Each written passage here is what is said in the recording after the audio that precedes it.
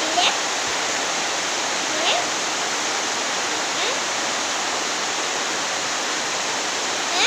মই এতিয়া ভাত খাম এইখিনি চাওক এতিয়া ভাত মাংস কোমোৰা দালি ভাত এনেকৈ খাম এতিয়া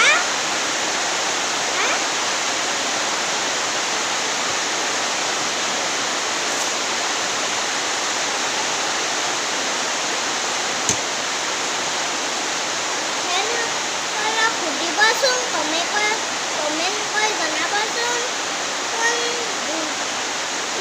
যোনে এনেকুৱা খাই পাইছা মই খালি এনেকুৱা শাক মাংসবিলাক মোৰ বহুত ফেভৰেট বন্ধুসকল ফ্ৰেণ্ডসকল কমেণ্ট কৰি জনাবাচোন।